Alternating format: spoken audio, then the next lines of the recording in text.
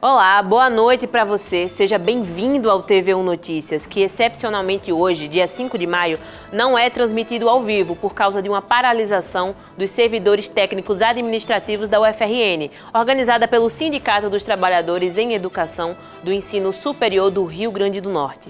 Confira os destaques desta segunda-feira. Servidores técnicos administrativos da UFRN participam de paralisação nacional pelo cumprimento de acordo de greve firmado em 2024 com o governo federal. Natal entra em alerta para casos de síndrome respiratória aguda grave. Greve dos servidores da cultura completa 7 dias. Você vai ver quais as reivindicações da categoria. Após 6 anos de interrupção, indicador de alfabetismo funcional é divulgado. E você vai ver também os detalhes da partida entre ABC e Ituano. O TV1 Notícias está no ar.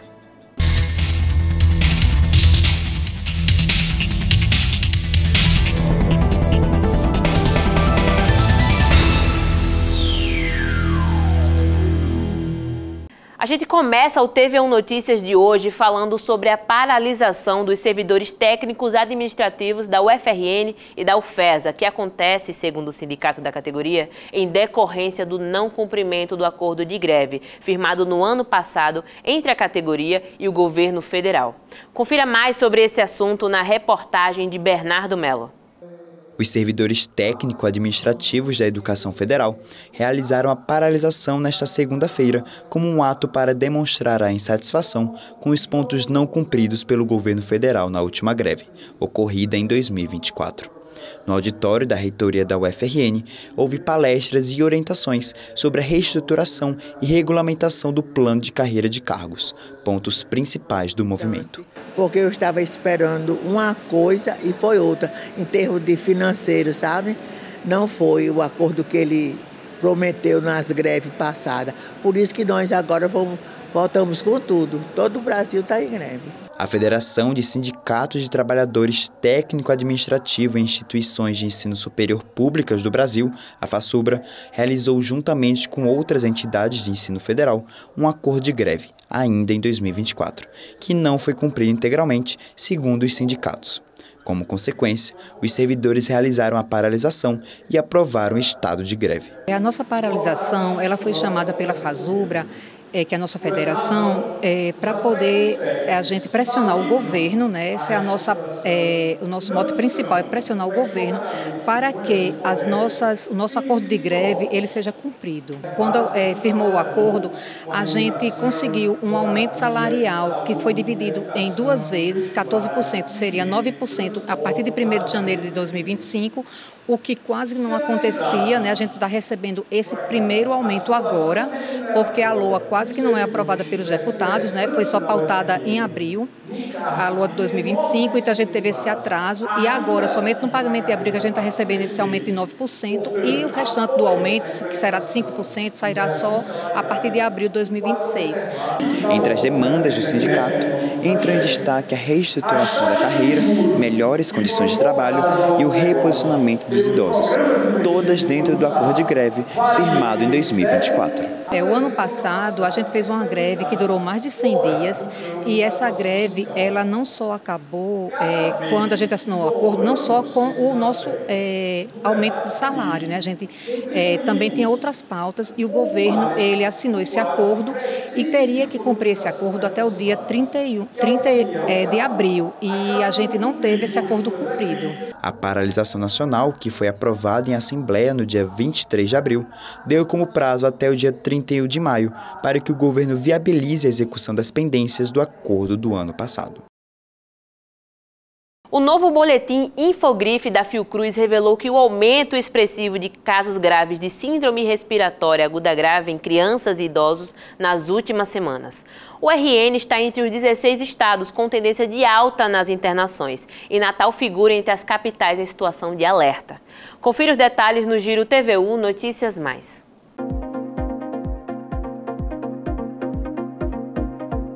Natal está em nível de alerta para casos de síndrome respiratória aguda grave.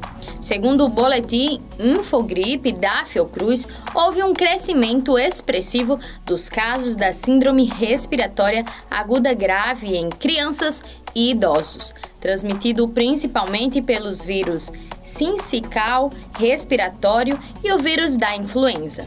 O levantamento aponta níveis moderado e muito alto em estados das regiões Norte, Nordeste e Centro-Oeste.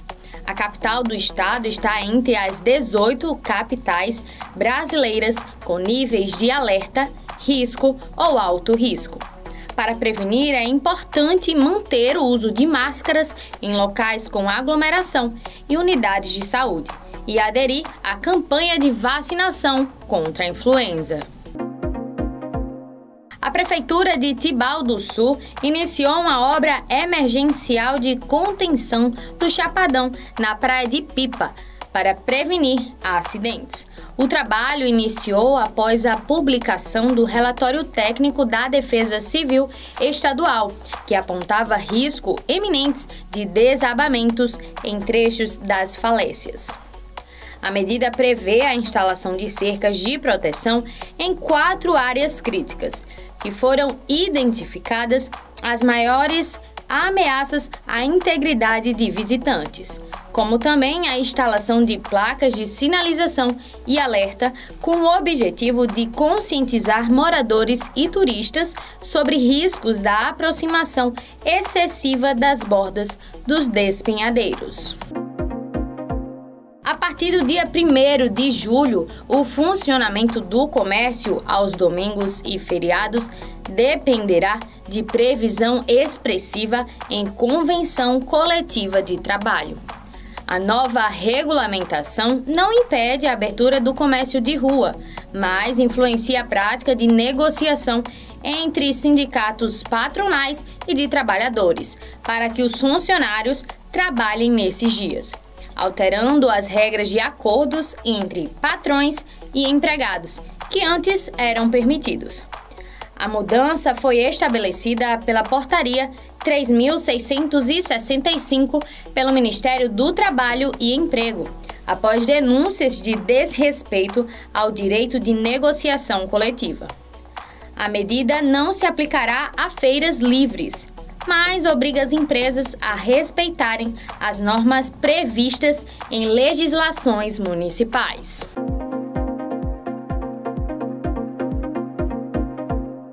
O indicador de alfabetismo funcional, o INAF, voltou a ser divulgado nesta segunda-feira, após 6 anos de interrupção.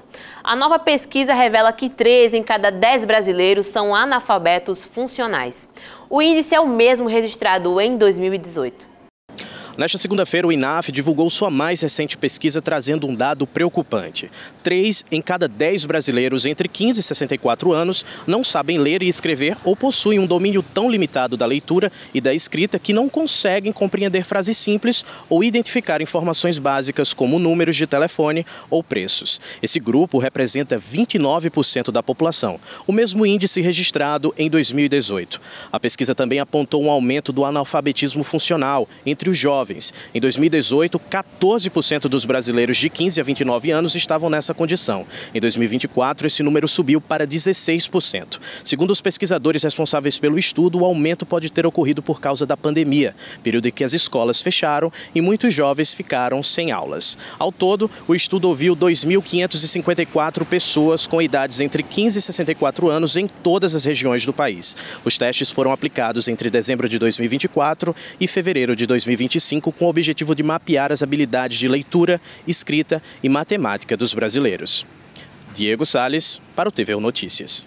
Agora nós voltamos a falar de greve, mas dessa vez dos servidores da cultura, que entrou hoje no seu 7º dia. Entre as reivindicações está a reestruturação de carreiras, mas até o momento as tentativas de negociações foram frustradas. O repórter Franklin Diniz traz mais detalhes dessa paralisação. Olá para você que está acompanhando o TVU Notícias. Olha só, a gente vai falar sobre essa paralisação dos servidores da cultura. Desde o dia 29 eles entraram aí em greve e chegamos aí ao 7º dia de paralisação nesta segunda-feira. Para saber mais informações, a gente conversa agora com a Fernanda, ela que é do Instituto do Patrimônio Histórico e Artístico Nacional. Fernanda, seja muito bem-vinda ao TVU Notícias. Eu quero começar te perguntando o que motivou essa greve, né? Quais são as principais pautas? Seja bem-vinda mais uma vez. Olá, Franklin. Antes de mais nada, muito obrigada à TVU por esse espaço para a gente conversar com a sociedade, com a população e explicar um pouco da nossa pauta, por que a gente decidiu entrar em greve. Resumidamente, a nossa principal reivindicação é a criação do nosso plano de carreira. A nossa carreira foi criada há 20 anos, mas o plano nunca foi implantado. E aí, como é que estão as negociações até o momento? Vocês conseguiram ter aí algum avanço já? Desde o ano passado, nós realizamos uma série de paralisações, porque o governo federal, por meio do Ministério da Gestão e Inovação, descumpriu um acordo de abrir uma mesa de negociação. Em seguida, o Ministério da Cultura elaborou uma proposta de plano de carreira, encaminhou ao governo federal e, infelizmente, esse plano ele está parado no MGI há 8 meses.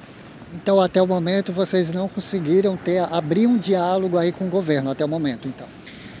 O governo marcou uma série de reuniões conosco. Na verdade, o que tem acontecido, infelizmente, é que as reuniões têm sido remarcadas. Elas já foram 6 vezes desmarcadas e remarcadas. A próxima está agendada para dia 8, nessa semana. Vocês têm alguma mobilização até a chegada aí dessa próxima reunião? Temos sim.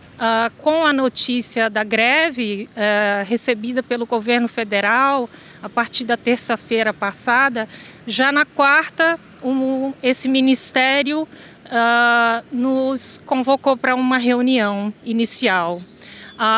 Depois de amanhã, quarta-feira, dia 8,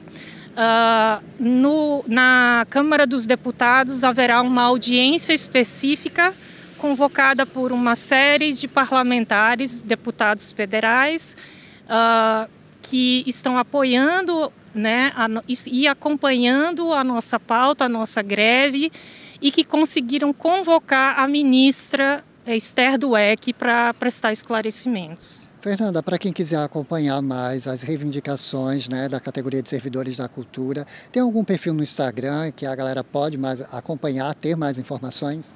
Sim, o perfil se chama Carreira da Cultura, da cultura. Nesse perfil vocês vão ter acesso à nossa pauta, às informações, à nossa agenda e acompanhar os próximos passos. Fernanda, eu agradeço sua participação aqui no TVU Notícias e a gente segue, claro, acompanhando todos os desdobramentos da greve dos servidores da cultura. Eu fico por aqui, Franklin Diniz, para o TVU Notícias. Agora a gente fala de esporte. Em um campeonato de tiro curto, todo jogo é decisivo e na maioria das vezes são decididos nos pequenos detalhes. Quer saber quais foram os detalhes que decidiram ABC e Ituano? Dimitri Campos conta os detalhes na reportagem a seguir. Confira.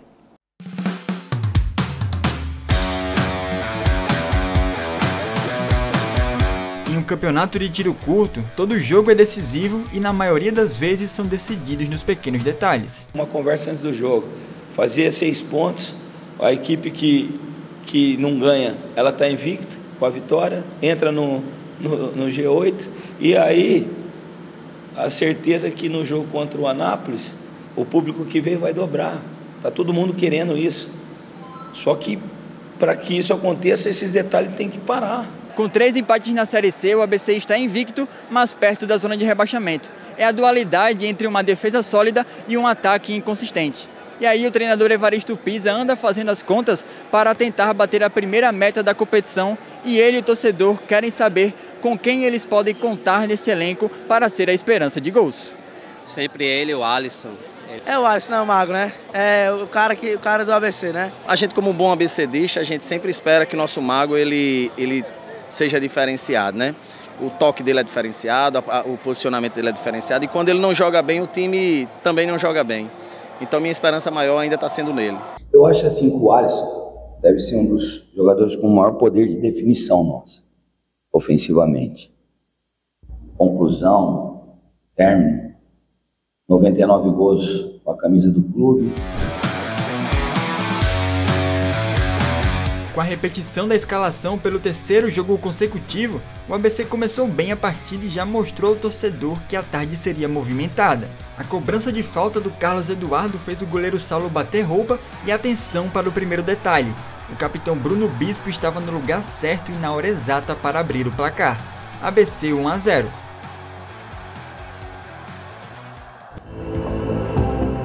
Mas o segundo detalhe veio em forma de banho de água fria na empolgação alvinegra. Logo em seguida, de falta, Ramon colocou a bola no ângulo, sem chances para Felipe Garcia evitar o empate no Frasqueirão. Quer outro detalhe? A esperança de gols do ABC, cara a cara com o goleiro, o Alisson perdeu essa chance inacreditável. Na etapa final, boas exibições dos goleiros seguraram o empate no placar. Matheus Martins entrou querendo mostrar serviço e tentou por 2 vezes anotar o segundo do ABC, até que no contra-ataque, a indecisão de Felipe Garcia foi o detalhe da vez. O goleiro derrubou o Popó na área e a penalidade foi marcada. No duelo na marca do pênalti, o atacante com nome de pugilista colocou o arqueiro abecedista na lona para virar a partida. Dizem que o jogo só acaba quando termina, redundância explicada por Anderson Rosa, que acertou o travessão e acendeu de novo a chama do time e do torcedor. Se nas finalizações o Mago ficou devendo, virar garçom foi apenas mais um detalhe para servir Matheus Martins livre na pequena área e fazer pulsar o Frasqueirão aos 45 do segundo tempo. O Alisson bateu e é gol!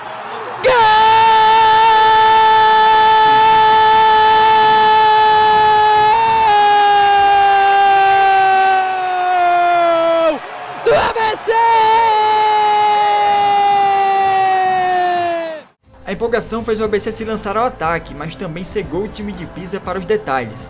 No rebote do escanteio, Neto Berola atravessou o campo, venceu 2 marcadores e tirou de Felipe Garcia para fazer o golaço que garantiu a vitória do Ituano.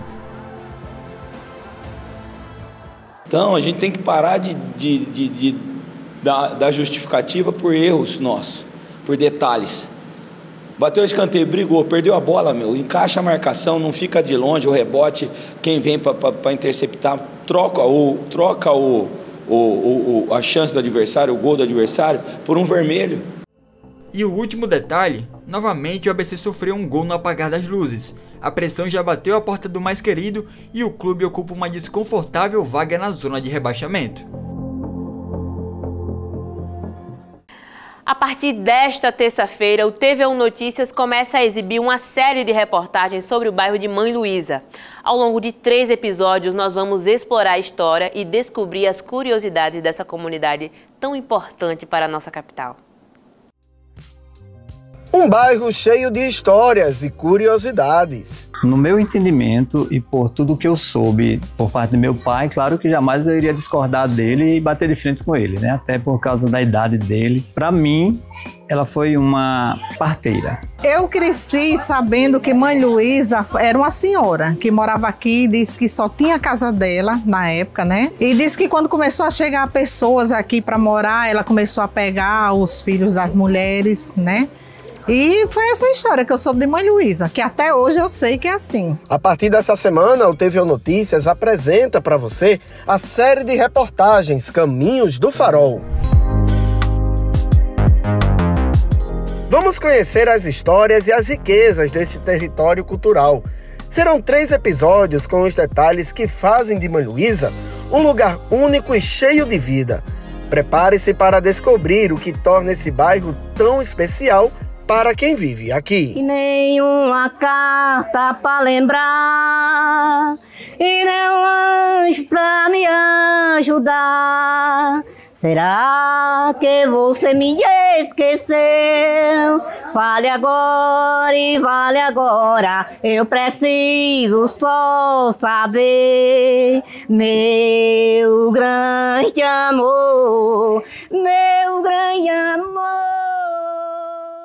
O TV1 Notícias vai ficando por aqui. Você pode participar do programa enviando sugestão de pauta pelo e-mail ou número de WhatsApp que aparece aí na sua tela. Uma ótima semana para você, uma boa noite e até amanhã.